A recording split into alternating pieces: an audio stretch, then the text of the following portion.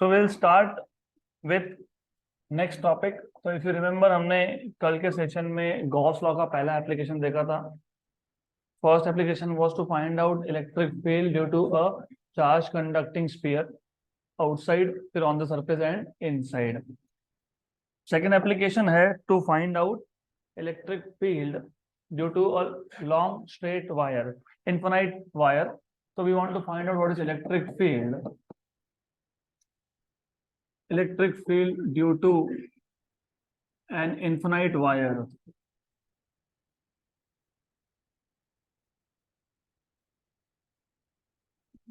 तो हमारे पास एक वायर है जिसका लेंथ इंफिनिटी है. तो let us say this is wire. और रिमेंबर, कल भी मैंने आपको बताया था, you need to remember this, जो भी कंडक्टर होता है उसका रेडियस हमेशा हम कैपिटल आर से डिनोट करते हैं. तो ये वायर कंडक्टिंग वायर है, इस पे चार्ज है, तो इसका रेडियस हम ले लेंगे capital R. We will take the radius to be capital R and this has a charge, some charge plus Q. Then पिछले केस में हमारे पास एक स्फीयर के सरफेस पे चार्ज था, तो हमने वहां पे सरफेस चार्ज डेंसिटी यूज किया था. यहाँ पे चार्ज एक लेंथ पे है, तो यहाँ पे लीनियर चार्ज डेंसिटी यूज करोगे. डिफरेंस सिर्फ इतना है कि वहां पे आप sigma equal to charge upon area लिखते हो, यहाँ पे आप lambda equal to charge upon length लिखते हो, where L is the length of the wire और length of the Gaussian surface.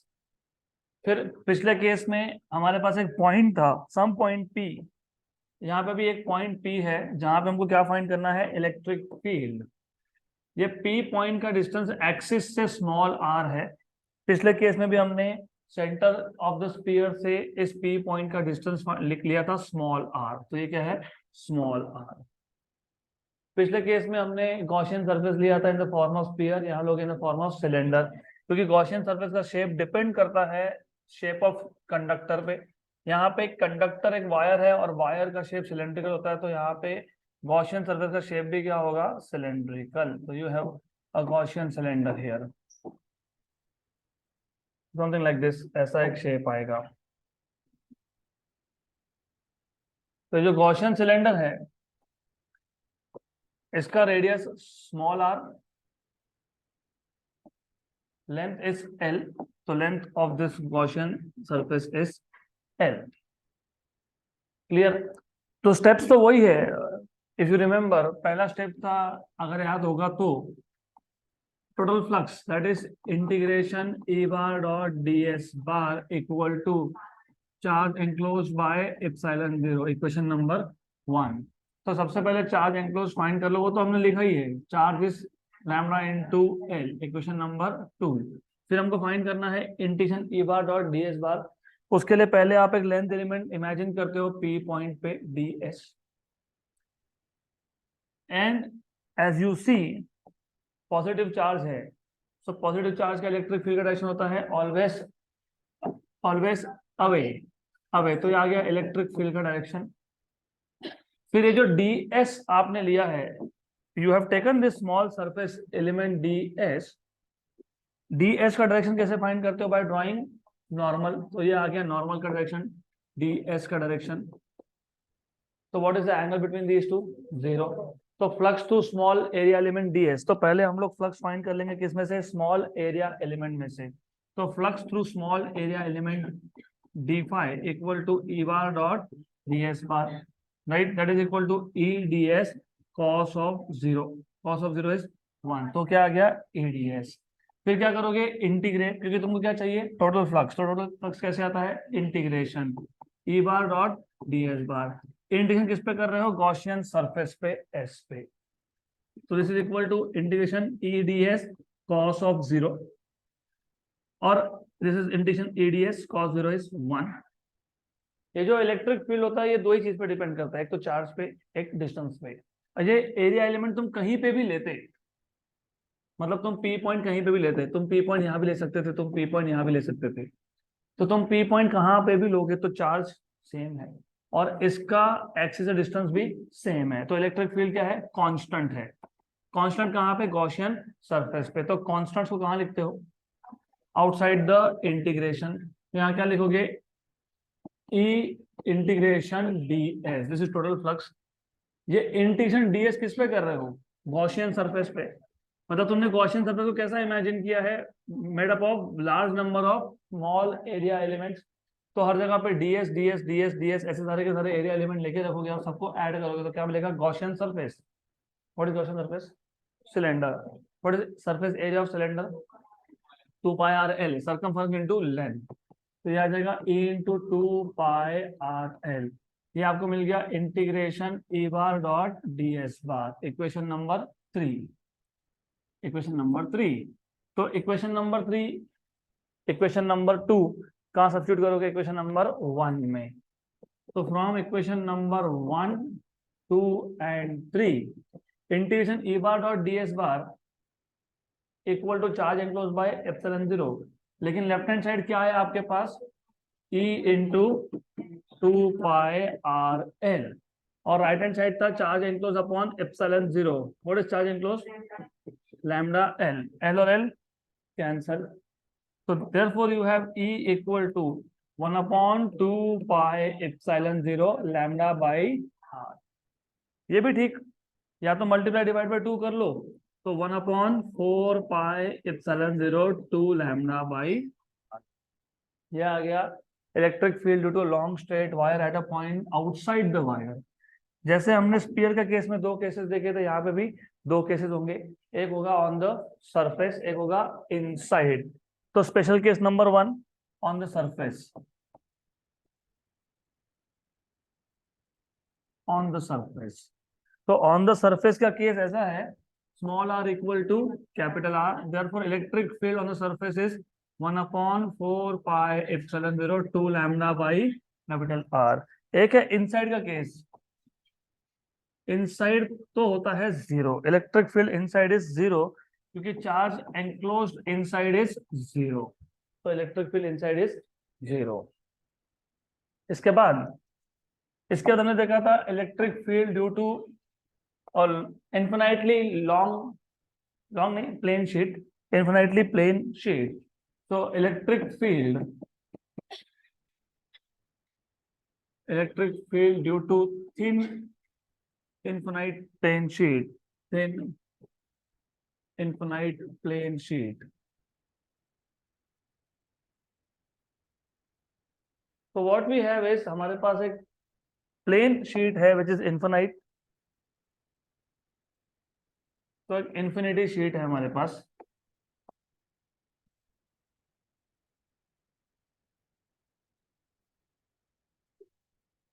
और इस पे सरफेस चार्ज डेंसिटी है sigma. Let us say it is positively charged और this is uniform charge density also. तो ये यूनिफॉर्मली चार्ज है with density sigma. तो हमारा टास्क था to find out electric field at some point P near to this sheet. तो ये जो P पॉइंट पे आपको क्या चाहिए, इलेक्ट्रिक फील्ड। तो इलेक्ट्रिक फील्ड फाइंड करने के लिए क्या करते हो, एनक्लोज करते हो। किसको एनक्लोज करते हो, चार्ज को एनक्लोज करते हो। तो चार्ज को एनक्लोज करने के लिए हम नॉर्मली क्या करते हैं, नॉर्मली हम लोग गॉसियन सरफेस ड्रॉ करते हैं, और गॉसियन सरफेस का शेप वही होता है जो कंडक्टर का शेप हो। स्फीयर के केस में स्फेरिकल, सिलेंड्रिकल केस में सिलेंड्रिकल। लेकिन दिक्कत यहाँ पे ऐसी है कि ये इन्फिनाइटली लॉन्ग है, तो तुम पूरे के पूरे चार्ज को तो एनक्लोज कर नहीं सकते, इन्फिनाइट शीट है ना, it extend up to infinity. तो इस केस में you simply cannot enclose whole charge. तो हम लोग क्या करते हैं, यहाँ पे भी जो शेप है वो क्या ले लेते हैं, सिलेंड्रिकल। तो हमने एक सिलेंड्रिकल शेप ले लिया, तो इसे सिलेंड्रिकल शेप। बट एक प्रॉब्लम ये हो गई, तो actually what I am doing is, मैं इतने चार्ज को एनक्लोज कर रहा हूँ, दिस मतलब चार्ज। ये चार्ज कितना है, what is sigma, Q upon A. तो what is Q, sigma into A. तो अगर मैं ये एरिया ए लेता हूं तो ये एरिया भी कितना है, ए। तो सिग्मा क्या है, क्यू बाय ए। तो क्यू क्या है, सिग्मा इंटू ए। तो ये चार्ज एनक्लोज कितना है, सिग्मा इंटू ए। तो चार्ज एनक्लोज तो पहले ही फाइंड कर दिया हमने, this is equal to charge enclose, equation number 1। Clear. तो सिलेंड्रिकल क्यों लिया, क्योंकि ये इन्फिनाइट शीट था, तुम पूरे चार्ज को तो एनक्लोज कर नहीं सकते, तो तुमने एक छोटा पैच ले लिया, पैच किसका, शीट का। और पैच का शेप क्या है, सर्कुलर। तो गॉसियन सरफेस का शेप क्या होगा, सिलेंड्रिकल। बट एक प्रॉब्लम है, एनक्लोज, यहाँ पे एक साइड से क्लोज हुआ, दूसरी साइड से ओपन रह गया। तो आपको दूसरे साइड पे भी इस सेम चीज को एक्सटेंड करना पड़ेगा। You have to extend this idea here also.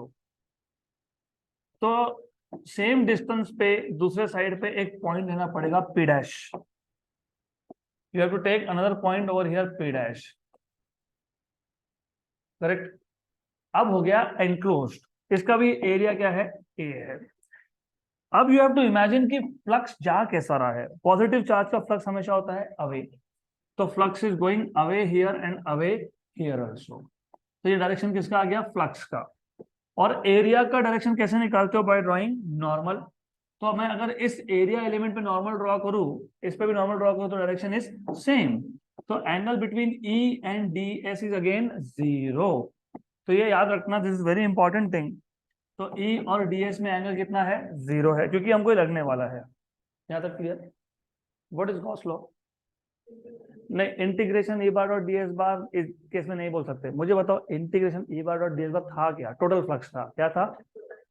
अब वहां पे इंटीग्रेट कर क्यों रहे थे तुम? वहां पे इंटीग्रेट करने का रीजन था क्योंकि वहां पे ना, ये मैं एलिमेंट अलग अलग जगह पे लूंगा.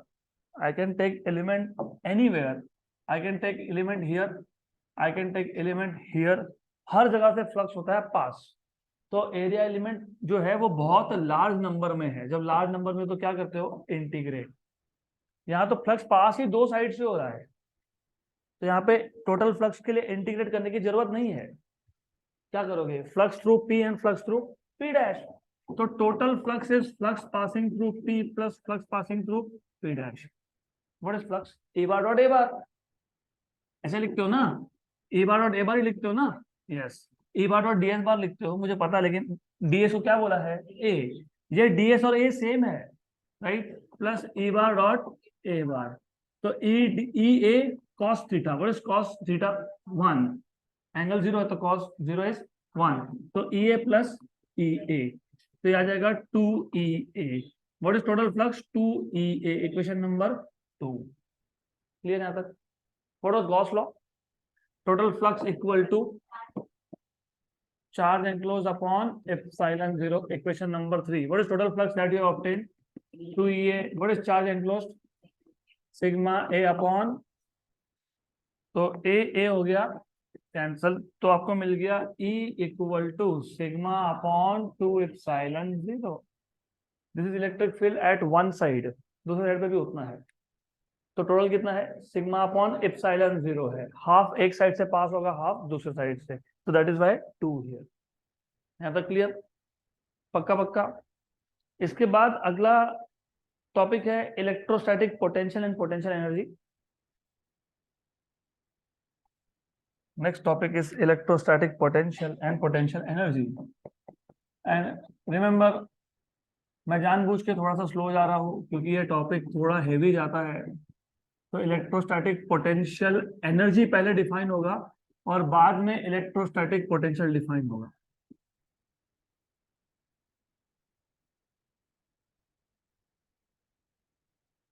अब फिजिक्स के किसी भी कॉन्टेक्स्ट में पोटेंशियल एनर्जी हमेशा वर्क डन से आता है. This should be very clear. चाहे वो इलास्टिक एनर्जी हो, chapter number 6 of 11th mechanical properties of solids, याद होना चाहिए. Half load into extension, half FL.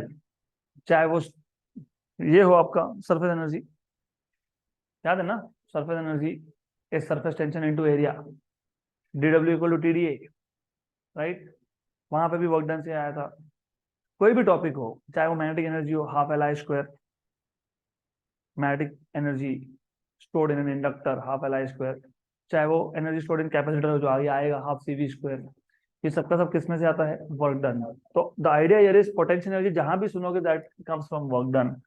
तो अब बात ऐसी है, मैं पहले एक चार्ज ला रहा हूँ इंफिनिटीज को यहाँ पे रख रहा हूँ ए पॉइंट पे, और यहाँ पे सारे चार्जेस इंफिनिटी से लाए जाते हैं. क्यों बताता हूँ बाद में, समझ में आ जाएगा. तो पहला चार्ज जब आप लाए, नो वर्क इज डन, क्योंकि यहाँ पे कोई अपोजिंग फील्ड नहीं था, तो अपोज हुआ नहीं, तो वर्क डन हुआ नहीं. अब जब आप दूसरा चार्ज लाओगे और उसको बी पॉइंट पे रख रहे हो, if you bringing second charge Q2 charge and bringing it near Q1, तो Q1 की फील्ड ने अपोज किया था. That is why work has to be done in bringing charge Q2 नियर Q1. Work done is energy which can neither be created nor be destroyed, so it is stored in the form of potential energy in the system of charges. not in one charge, in the system of charges. तो system बनाने के लिए भी energy जाता है, work done होता है। अब इमेजिन ये चार्ज पहले यहां था, मुझे अब इसको मूव करना है। तो आप अगर मूव भी करते हो, even if you just move the charge, again work is done. सिर्फ चार्ज को मूव करने में भी वर्क डन होगा। तो that work done will appear as change in potential energy. पहले एक पॉइंट पे चार्ज Q2 था, वहां पे एक पोटेंशियल एनर्जी था, अब तुमने मूव कर दिया, वर्क डन किया, तो वो work done appears in the form of change in potential energy. क्योंकि याद रखना, potential energy is the energy possessed by a body or a charge on account of its position. The moment you change position, potential energy changes. तो इसका मतलब यहाँ पे अगर मैंने चार्ज को मूव किया, तो मूव तो अपने आप होने वाला है नहीं। मूव होने के लिए क्या होता है, वर्क डन होता है। ये वर्क डन अपीयर होता है इन the form of increase in potential energy या फिर change in potential energy, and that is given by F bar dot D R बार। पता है ना, work done is force into displacement, actually force vector dot displacement vector. Fe, क्योंकि यहाँ पे field कौन सा था, इलेक्ट्रिक फील्ड था, तो Fe बार डॉट डी आर बार। ये बेसिक आइडिया है, हमने अभी तक पोटेंशियल एनर्जी का फॉर्मूला डिराइव नहीं किया, सिर्फ ये रफ आइडिया है। अगर तुमको ग्रेविटेशन याद होगा तो तुमने वहां पे भी यहाँ से स्टार्ट किया था, सिर्फ Fg डॉट डी आर बार लिखा था 11th standard gravitation. The same approach, पूरा डेरिवेशन सेम है, वहां पे भी यही बोलते हो। एक मास है m जो अर्थ से एक हाइट पे है, उसको शिफ्ट कर रहे हो, same cheese. You say that the work done appears in the form of change in potential energy that is given by Fg bar dot dr bar. So same exactly same thing. अब हम find करेंगे potential energy का formula. तो I will just keep the same notations जो मैंने notes में दिए, वैसे ही नोटेशन रखूंगा मैं। तो इन दिस केस हमारे पास एक चार्ज है कैपिटल Q जो ओरिजिन पे है। तो हमारे पास एक चार्ज है कैपिटल Q, ये ओरिजिन पे है। इसको इंफिनिटी से ओरिजिन पे लाने के लिए वर्क डन नहीं हुआ, क्योंकि इसको अपोज करने के लिए कोई भी चार्ज नहीं था, करेक्ट। अब there are some points, if I remember correctly मैंने नोटेशन दिया था ए या कुछ दिया था, चलो जो भी होगा, एनीवेज। तो there is some point here A, यहाँ पे एक चार्ज है +Q। मुझे ए को, ये जो चार्ज है +Q, उसको ए से कहाँ लाना है, बी पे। देन ये जो डिस्टेंस है ये है r1। तो initial position of the charge is r1, we want to shift it to final position that is r2। और जब हम इसको शिफ्ट करेंगे तो we are shifting it against the repulsive force. Force repulsive है ना, ये भी पॉजिटिव वो भी पॉजिटिव। तो जब तुम फोर्स के अगेंस्ट में डिस्प्लेसमेंट करते हो, फोर्स रिपल्सिव है, अवे है, और तुम डिस्प्लेसमेंट कर रहे हो टुवर्ड्स, तो क्या होता है, वर्क डन। और work done will basically appear in the form of change in potential energy, right. तो मुझे ए से बी पे लाना था, मैंने इमेजिन कर लिया कि मैं ए से बी में ला रहा हूं in steps, in small steps, each step is dr। तो हर बार जब स्मॉल डिस्प्लेसमेंट करोगे तो वर्क डन होगा। स्मॉल डिस्प्लेसमेंट, फिर स्मॉल डिस्प्लेसमेंट, फिर स्मॉल डिस्प्लेसमेंट, ऐसा करते करते कहाँ पे आ गए, बी पे। तो मैं पहले क्या फाइंड करूंगा, work done in small displacement, फिर क्या करेंगे, इंटीग्रेशन। तो हर जगह पे अप्रोच सेम है, तो पहले क्या फाइंड करोगे, वर्क डन। तो work done in displacing a charge +Q from A through small displacement dr is given by, it appears in the form of change in potential energy, it appears as F bar dot dr bar। तो du equal to F dr cos of theta। What is theta यार, 180, क्योंकि force away था तो move करते towards, तो cos of 180, cos of 180 is -1, तो आ जाएगा -F dr। This is increase in potential energy, but for small displacement, for small displacement. तो total change in potential energy, total change will be integration du, कहां से, a से b तक। This is equal to integration -F dr। जैसे तुमने dr लिखा तो a की जगह पे r1 और यहाँ पे r2, माइनस साइन को ले लो बाहर, this is delta U, remember minus sign आ गया बाहर, एफ होता है 1/4πε0 Q1 Q2 by R square from R1 to R2। तो डेल्टा यू इक्वल टू -1/4πε0 बराबर capital Q small Q integration dr/r² from R1 to R2। तो delta U equal to minus capital Q small Q upon 4πε0, इसका integration होता है -1/r, r⁻² हो जाएगा, और r⁻n का इंटीग्रेशन होता है r⁻n+1 अपॉन n+1। तो r⁻²+1 upon -2+1 that is -r⁻−1 that is -1/r। This is -1/r from R1 to R2, minus minus हो गया plus. So therefore you have delta U equal to capital Q small q upon 4πε0 1/r from R1 to R2।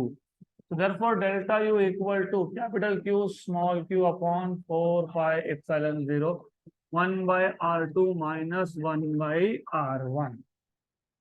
Clear? लेकिन as I told you delta U मतलब final potential energy minus initial potential energy. तो ये आ गया आपके पास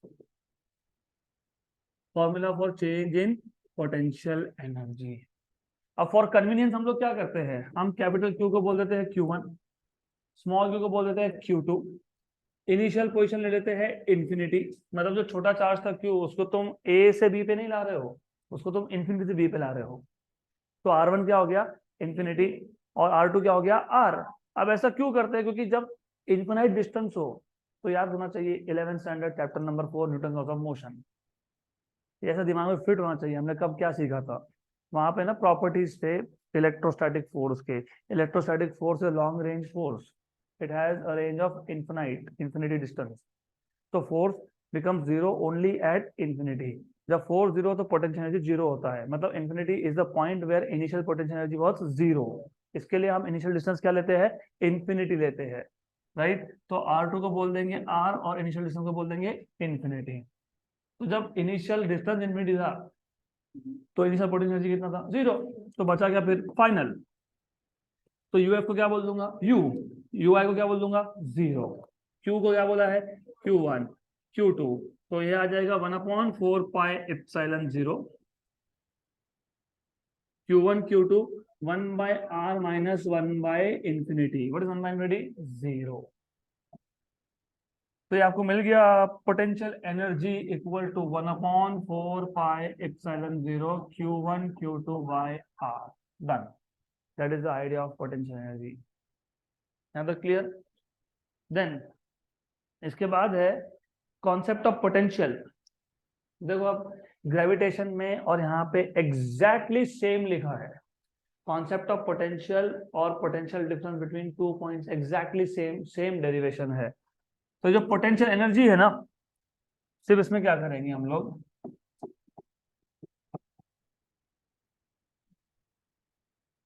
concept of potential. तो concept of potential में हम लोग करते क्या है, what we do is this, इसमें से हम एक चार्ज को रख देते हैं बाहर, तो ब्रैकेट के अंदर लिखते हैं एक ही चार्ज, या Q1 लिख लो या Q2 लिख लो। तो ब्रैकेट के अंदर आ गया 1/4πε0 Q1 by R और बाहर है Q2। तो ब्रैकेट के अंदर जो टर्म है वो डिपेंड करता है दो ही चीज पे, एक चार्ज पे, एक लोकेशन ऑफ चार्ज पे। इसको बोलते हैं पोटेंशियल, राइट।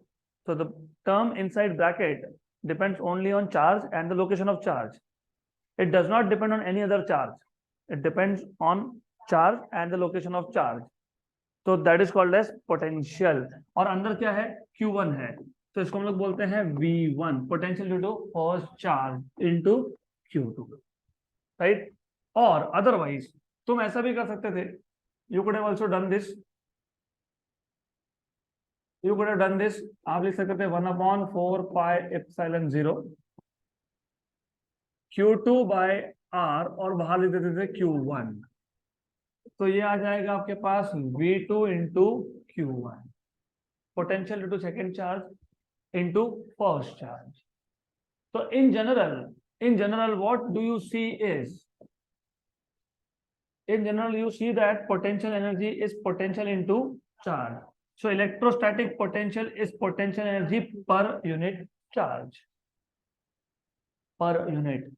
अब अगर आपका बेस स्ट्रांग है तो तुमको यहीं से समझ में आ गया कि पोटेंशियल बोल किसको रहे हैं लोग.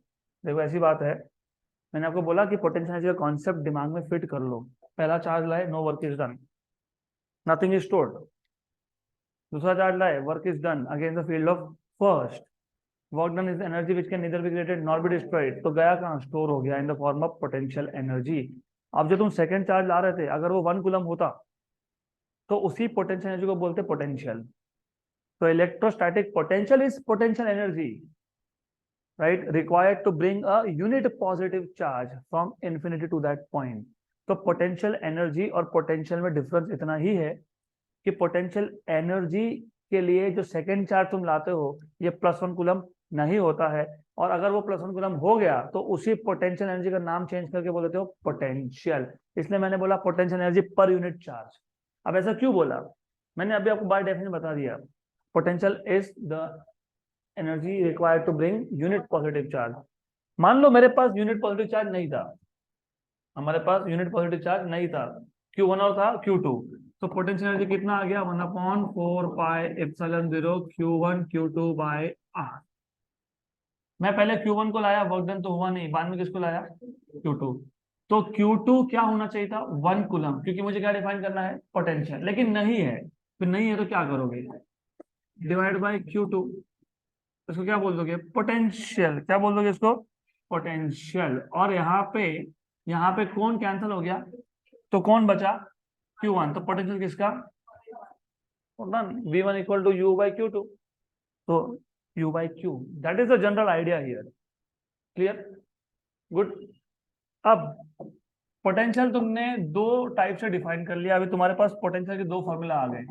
एक है 1/4 pi epsilon 0 Q by R, एक है U बाई Q.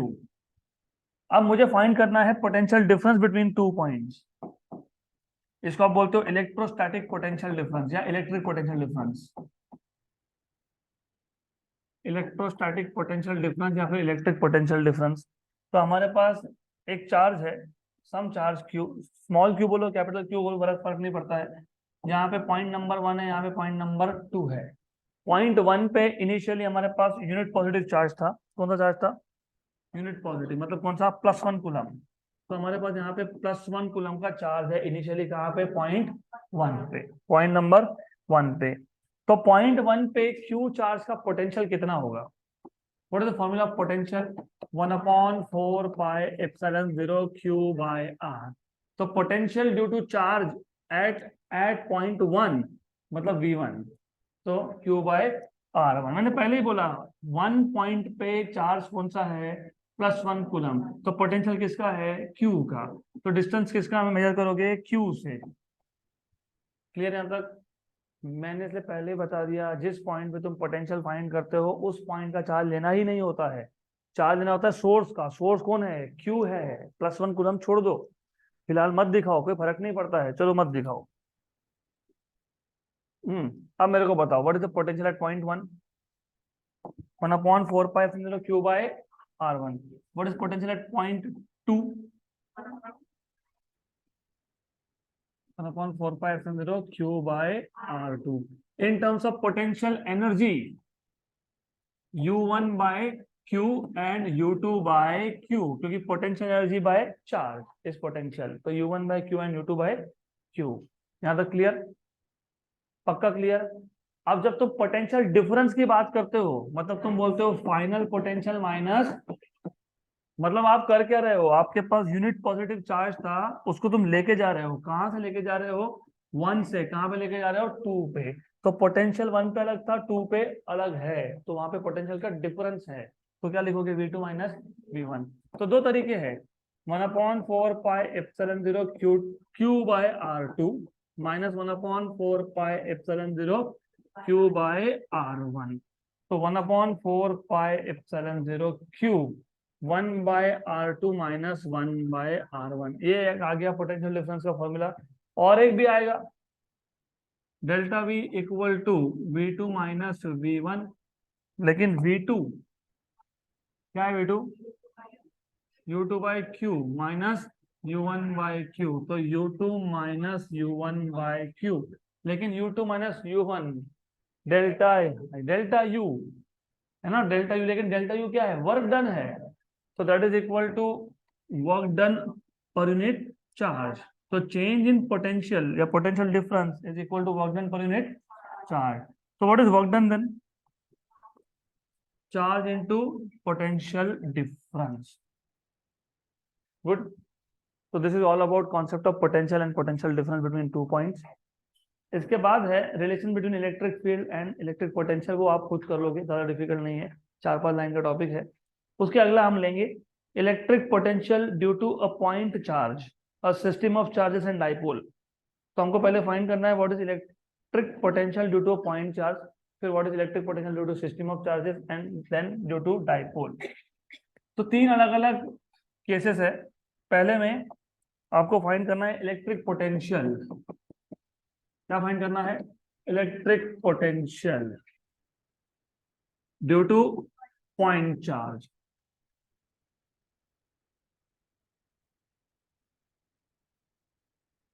और जब भी आप पढ़ते हो ना, तो always always keep track of तुमने पहले क्या पढ़ा। तुमने यहाँ पे अभी अभी ये फाइंड किया क्या? Potential energy. अप्रोच सेम है, और मैं 2 बार बोला है अभी आज ही 2 बार कि पोटेंशियल एनर्जी और पोटेंशियल एक ही चीज है, सिर्फ जो तुम टेस्ट चार्ज को मूव कर रहे हो वो कितना होना चाहिए? 1। तो मेथड सेम है फिर, मतलब आपके पास ओरिजिन पे एक चार्ज है, वहां पे भी ओरिजिन पे एक चार्ज है, तो यहाँ पे आपके पास ओरिजिन पे एक चार्ज है कैपिटल क्यू, तो आपके पास एक चार्ज है यहाँ पे ओरिजिन पे, that is capital Q, right. हम दूसरे चार्ज को मूव करेंगे कहाँ से? इंफिनिटी से। कहाँ रखना है? एट सम पॉइंट ए का डिस्टेंस कितना है? R, correct, right. What is electrostatic potential का definition? The amount of energy required to move unit positive charge from infinity. तो तुम किसको ला रहे हो? कहाँ से ला रहे हो? कहाँ ला रहे हो? तो बीच में रास्ते में एक पॉइंट आया होगा M, तो जब यहाँ पे वो चार्ज आ गया, यूनिट पॉजिटिव चार्ज आ गया, तब ओरिजिन से इसका डिस्टेंस था x। कितना था? x। तो जब वो यूनिट पॉजिटिव चार्ज +1 कूलम का चार्ज जब वो M पॉइंट पे है, तो उस पर फोर्स कितना एक्ट हो रहा है? 1/4πε0 Q इंटू 1/x²। वो चार्ज 1 है इसलिए 1 लिखा, क्यू होता तो क्यू लिखते, लेकिन 1 क्यों लिया है? क्योंकि तुम क्या डिफाइन कर रहे हो? पोटेंशियल, बराबर। अब तुमको लाना कहाँ पे है? ए पे, लेकिन मैंने क्या बोला? Small displacement. तो तुम पहले एम से कहाँ ले जाओगे? एन पे, थ्रू स्मॉल डिस्प्लेसमेंट। तो क्या होगा? वर्क डन होगा, वर्क डन होगा, right. What is work done? Minus F D X, minus sign क्यू, direction of force and displacement are opposite. तो ये आ गया आपके पास dw इक्वल टू -1/4πε0 Q/x², साथ में dx, राइट। लेकिन हम एक्चुअली में चार्ज को कहां से ला रहे हैं? इंफिनिटी से। तो हर बार ऐसे स्मॉल स्मॉल डिस्प्लेसमेंट किए होंगे, dx dx dx dx dx, हर बार dw dw dw। तो total work done will be integration over all the work done starting from infinity up to point A. लेकिन ये वर्क तुम कर रहे हो to bring unit charge, unit positive charge, उस वर्क डन को potential energy को क्या बोलते हो? पोटेंशियल। तो W को क्या बोलोगे? V, correct. Integration infinity dw, what is dw? -1/4πε0 Q/x²। कहां से लाए थे? कहां पे जाना है? A का कोऑर्डिनेट क्या है? तो फ्रॉम इंफिनिटी टू R। क्या क्या कांस्टेंट है बाहर? V equal to -1/4πε0 Q infinity से R तक dx/x²। 1/x² का इंटीग्रेशन -1/x, तो V equal to -1/4πε0 Q -1/x from infinity to, minus minus हो गया प्लस, तो v equal to 1/4 pi epsilon 0 cube 1/x infinity to r, तो upper limit minus 1/4 pi epsilon 0 cube 1/r minus 1/infinity, 1/infinity is 0. So you have therefore potential V equal to 1/4 pi epsilon 0 Q by R. यही तो था देखो, यही तो हमने लिखा है 1/4 pi epsilon 0 Q by R. सिर्फ चार्ज स्मॉल क्यू था, यहाँ पे चार्ज कैपिटल क्यू है। हो गया पोटेंशियल का फॉर्मूला डिराइव। तो पोटेंशियल एनर्जी और पोटेंशियल के डेरिवेशन में डिफरेंस 19-20 है ना, मामूली सा डिफरेंस है। अब इसके बाद हमको देखना है what is the potential due to a system of charges. So electrostatic potential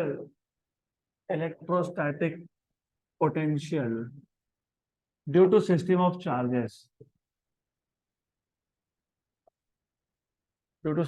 charges, मतलब हमारे पास एक सिस्टम ऑफ चार्ज है।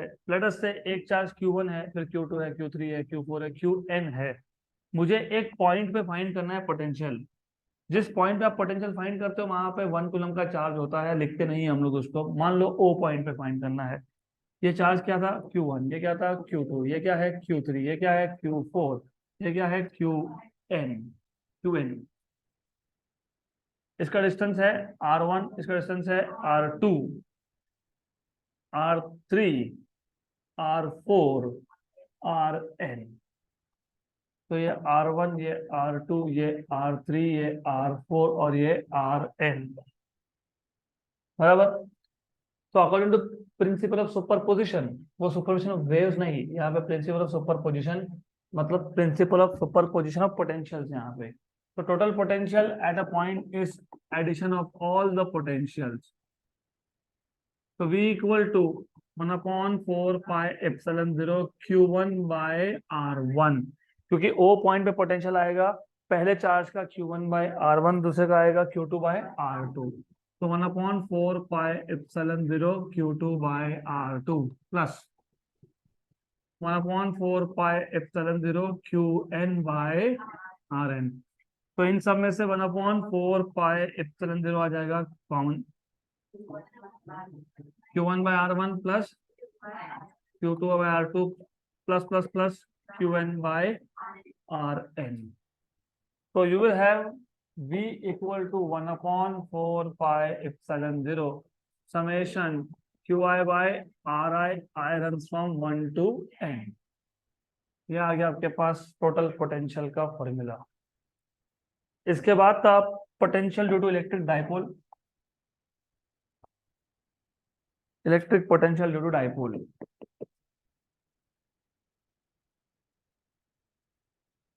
Electric potential due to dipole. तो हमारे पास दो चार्जेस है, let us take two charges, plus Q and minus Q, क्योंकि डाइपोल मतलब होता ही वो है। क्या होता है डाइपोल का मतलब? Two equal and opposite charges separated by a small distance. तो यहाँ पे ये आ गया Q1 प्लस क्यू चार्ज, और ये आ गया माइनस क्यू चार्ज, ये आ गया सेंटर ऑफ डाइपोल। ये डिस्टेंस है L, ये डिस्टेंस है L, इसको बोलता हूँ पॉइंट A, इसको बोलता हूँ point B। A straight line passing through centers of both the charges is known as axis of dipole। तो ये जो लाइन दिखाया है red, this is axis of dipole. A straight line perpendicular to the axis and passing through center of dipole is equator। तो ये आ गया equator. Clear? हमको फाइंड करना है पोटेंशियल। पोटेंशियल कभी भी एक पॉइंट पे फाइंड होता है, तो पहले तो ये बताना चाहिए कि वो पॉइंट है कहाँ। वो एक्सिस पे भी हो सकता है, वो इक्वेटर पे भी हो सकता है। तो हम लोग क्या करेंगे, ना एक्सिस पे लेंगे ना इक्वेटर पे लेंगे, हम कहीं और ले लेंगे। उसका सिंपल सा रीजन है। द रीजन इज कि तुम पहले एक एक जनरल फॉर्मूला बना लो, फिर उसके बाद सिर्फ एंगल चेंज करना है। एक्सिस पे आएगा तो 0 डिग्री या फिर 180 डिग्री, इक्वेटर पे आएगा तो 90 डिग्री। तो हम जानबूझ के ऐसा करते हैं, हम ना एक्सिस पे लेते हैं, हम ना इक्वेटर, क्योंकि तुम एक्सिस पे लोगे तो तुम एक स्पेशल केस की बात कर रहे हो। तुम अगर इक्वेटर पे लोगे तो तुम एक स्पेशल केस की बात कर रहे हो, हमको जनरल केस चाहिए। तो जनरल केस ऐसा है कि हमारे पास एक पॉइंट है सी, जिसका distance centre of the dipole से है आर, उसका डिस्टेंस चार्ज प्लस क्यू से है R1, तो प्लस क्यू से है R1 और माइनस क्यू से है R2, तो ये है R2, ये है R1 और ये है R, और ये है थीटा। कितना है? थीटा। अगर ये थीटा है तो ये कितना है? 180 माइनस थीटा। अभी बहुत लोगों को कंफ्यूजन होता है, समझ में नहीं आता है ऐसा कैसा 180 माइनस थीटा, हम तो एंगल हमेशा पॉजिटिव डायरेक्शन से मेजर करते, तो ये तो थीटा होना चाहिए। नहीं होना चाहिए ना, क्योंकि हम एंगल कहाँ से मेजर करते हैं? Positive x axis. तो ये तो उल्टा क्यों किया? डायपोल में एंगल कभी भी पॉजिटिव चार्ज से मेजर होता है। पॉजिटिव चार्ज यहाँ पे है, तुम वहां पे रखोगे तो वहां से एंगल मेजर कर लोगे। तो डायपोल में एंगल कहाँ से मेजर होता है? पॉजिटिव चार्ज से। तुमको अगर कंफ्यूजन होता है तो तुम उसको वहां रख दो, फिर डजेंट मैटर। गुड, क्लियर, पक्का पक्का। तो अभी अभी तुमने देखा कि एन चार्जेस का potential is V1 plus V2 plus V3 up to Vn। तो दो चार्ज का पोटेंशियल एक पॉइंट पे क्या आएगा फिर? V1 प्लस V2, सिंपल सी बात है। What is V1? 1/4πε0। Q1, what is Q1? Q by distance कितना है? R1 plus 1/4πε0 Q2। Q2 क्या है? माइनस, से मैंने क्या लिखा? माइनस Q बाय, एक्चुअली ये ऐसा है, लेकिन ये माइनस को इधर ले लिया तो ये हो गया माइनस बाय R2। 1/4πε0 और Q इसको ले लो बाहर, 1/R1 minus 1/R2, equation number 1। तो अब हमारा टास्क है सिर्फ 1/R1 और 1/R2 फाइंड करना और उसको वहां पे सब्स्टिट्यूट करना। क्लियर? दो ट्राइंगल बने, एक है AOC, एक है BOC। तो मैं एक ट्राइंगल यूज करता हूं पहले, AOC। AOC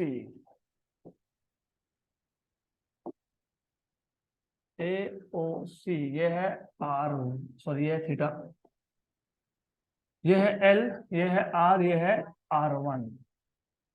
अगर ये राइट एंगल ट्राइंगल होता और R1 अगर हाइपोटेन्यूस होता तो अब लिखते हैं R1 square equal to R square plus L square. लेकिन ये राइट एंगल ट्राइंगल है नहीं, R1 हाइपोटेन्यूस भी नहीं है, तो यहाँ पे यूज होता है law of cosine, cosine rule बोलते हो उसको बेसिकली तुम। तो सिंपल ही है, R1 square equal to R square plus L square minus 2RL cos of theta. R1 square is sum of square of opposite sides, R square plus L square minus 2RL cos theta. Remember हमारा task है 1/R1 find करना, हमारे पास R1 square है, बराबर? नहीं, directly divide नहीं, directly divide करना चाहोगे तो कभी पहुंचोगे नहीं। R स्क्वायर को निकाल लो कॉमन, यहां से तो आ गया 1, तो L square by R square plus 2R, sorry minus 2RL cos theta upon R square. एक आर कैंसल हो गया, तो R1 square equal to R square 1 plus L square by R square minus 2L cos theta by R। Normally होता क्या है, जिस point पे तुम पोटेंशियल फाइंड कर रहे हो वो बहुत दूर है और L की वैल्यू बहुत स्मॉल है,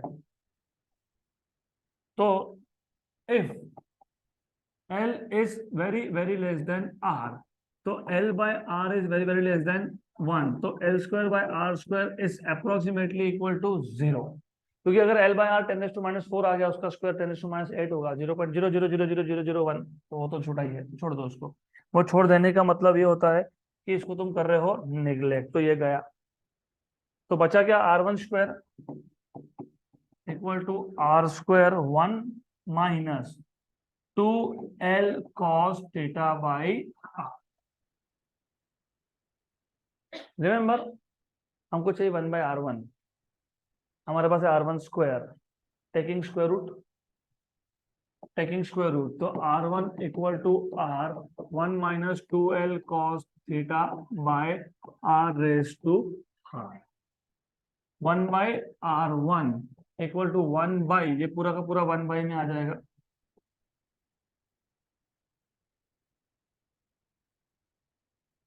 बराबर।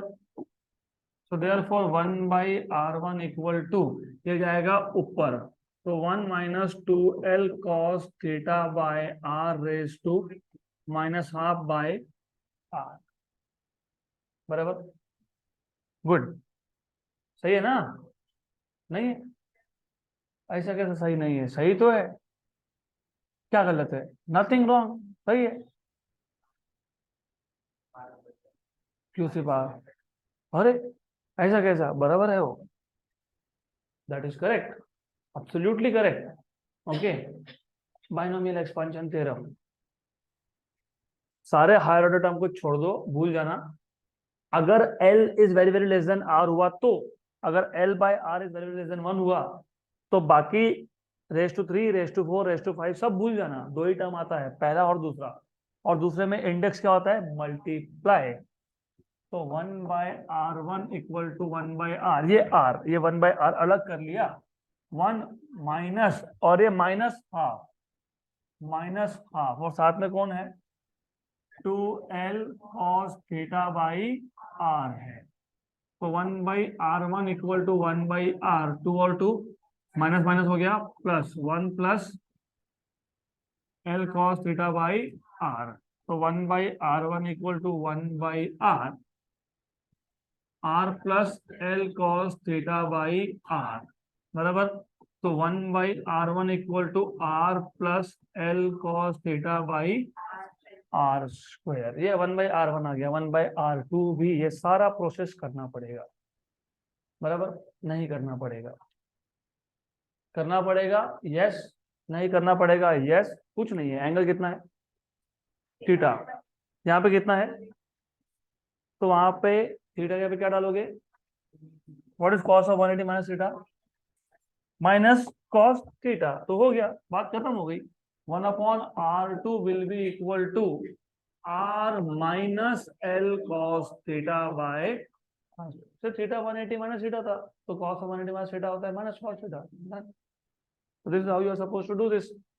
तो देयरफॉर इसको बोलता हूँ इक्वेशन नंबर 2, इसको बोलता हूँ इक्वेशन नंबर 3। ये इक्वेशन नंबर 2 और 3 जाएगा इक्वेशन नंबर 1 में। तो v इक्वल टू था 1/4πε0³ 1/R1 माइनस की प्लस माइनस 1/R2। तो v equal to 1/4πε0³ 1/R1 is R plus L cos theta by R square minus R minus L cos theta by R square. हाँ, नहीं बराबर है। अभी मैंने अभी दो टर्म्स को कंबाइन नहीं किया, अभी करूंगा। v इक्वल टू, अरे अरे जाएगी तो करने तो दो, अगले स्टेप पे जाने नहीं दिया अभी तक। तो r plus L cos theta minus R plus L cos theta upon R square. R L cos theta दो बार, 2L cos थीटा। तो v equal to 1/4πε0 L cos 2L cos theta by R square. 2QL क्या होता है पता है? P electric dipole moment, तो P cos theta by, ये आ गया आपके पास potential due to dipole. Potential due to single charge 1/R होता है, और डाइपोल का 1/R स्क्वायर होता है। इसी को अगर आपको डॉट प्रोडक्ट के फॉर्म में लिखना हो, multiply divide by R, 1/4πε0 PR cos theta by R cube. PR cos theta is P bar dot R बार, तो P बार dot R bar upon R cube. ये आ गया पोटेंशियल ड्यू टू डाइपोल। अब इसमें दो स्पेशल केसेस, एक्चुअली तीन special cases बनते हैं। मैंने बताया जनरल केस है, ये पॉइंट ना तुम्हारा एक्सिस पे, ये पॉइंट ना तुम्हारा इक्वेटर पे है। अगर एक्सिस पे लेते तो वो स्पेशल केस। एक्सिस पे कौन सी साइड पे लेते? तो वो पहला केस, दूसरे साइड पे लोगे तो दूसरा केस, और इक्वेटर पे लोगे तो तीसरा केस। मतलब ऐसी बात है, ये एक्सियल लाइन है, यहाँ पे एक चार्ज था, यहाँ पे एक चार्ज था,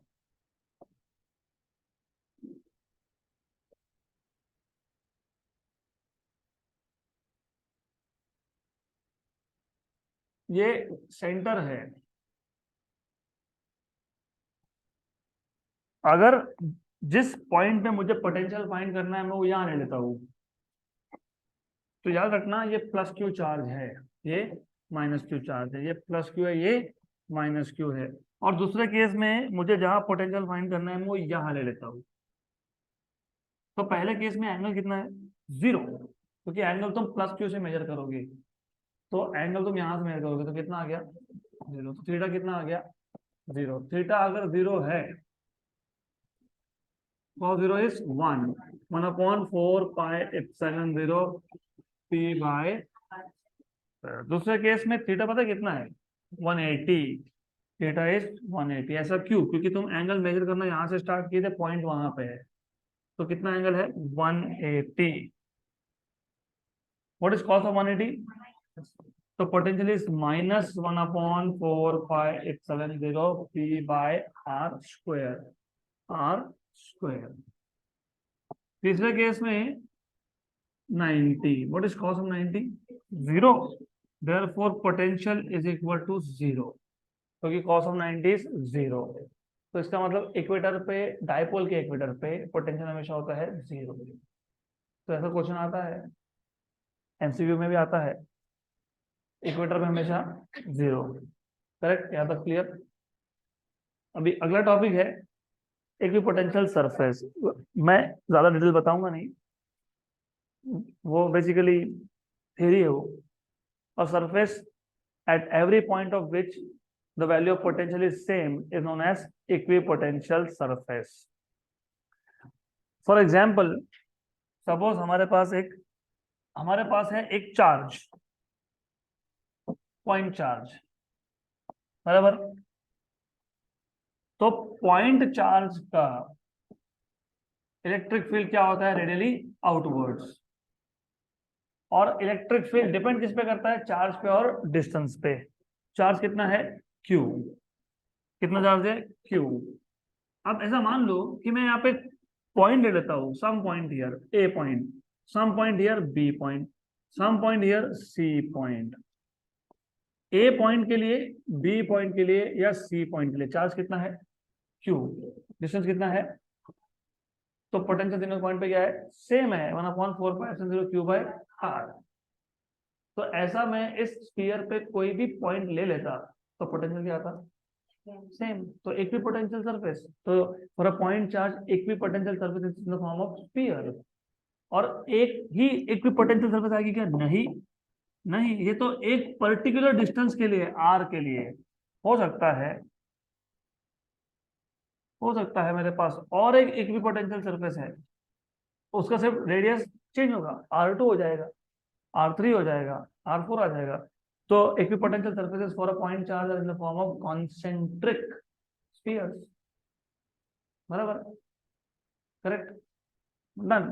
अब एक चीज और इंपॉर्टेंट है, तुमने अभी बोला थोड़ा टाइम पहले, do you remember work done क्या था, चार्ज इंटू पोटेंशियल डिफरेंस, मतलब charge into V2 minus.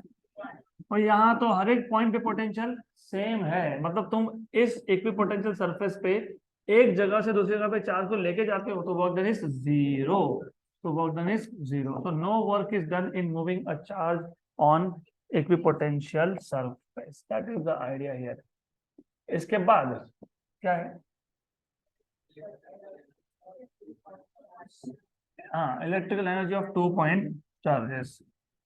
Electrical energy मतलब वापस से पोटेंशियल एनर्जी है। तो इजी है कॉन्सेप्ट।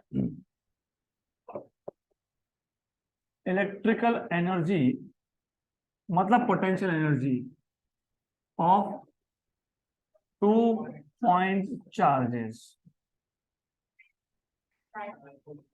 वो बाद में देखेंगे, फिलहाल दो पॉइंट चार्जेस का देखेंगे, है ना। आगे होगा, डायपोल का भी होगा, सिस्टम ऑफ चार्जेस का भी होगा, हाँ।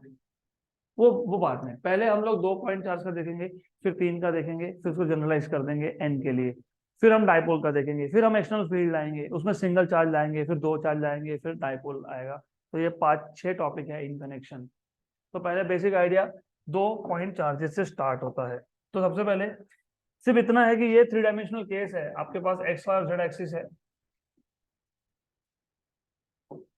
X sorry, I'll call that as z, call this as y. So you have x, y and z axis. हम पहला चार्ज लाए, कहां से लाए? इनफिनिटी से लाए। वर्क डन हुआ क्या? नहीं। तो Q1 को लाके कहां रख दिया? ए पॉइंट पे। इस ए पॉइंट का पोजीशन वेक्टर है r1 bar. Position vector is a vector which starts from origin and ends at the location of point. So work done to bring the first charge from infinity to point A is 0 because there was nothing to oppose. Clear? अब आप दूसरा charge ला रहे हो, कहां से? Infinity से। कहां रख रहे हो? बी पॉइंट पे। बी पॉइंट का पोजीशन वेक्टर क्या है? r2 है। और इन दोनों में जो डिस्टेंस है वो r12 है, बराबर। तो work done in bringing charge 2 from infinity and keeping it at point B is charge into potential, right? Charge into potential। कौन सा चार्ज? जिसको तुम मूव कर रहे हो। किसको मूव कर रहे हो? और बी पॉइंट पे पहले से किसका पोटेंशियल है? Q1, क्योंकि ये बी पॉइंट किसके फील्ड में है? Q1 के फील्ड में है, तो V1 एट विच लोकेशन? R2, तो at the location of R2, बराबर। तो work done equal to Q2, what is potential? 1/4 pi epsilon 0 Q1 upon R। R क्या? 12।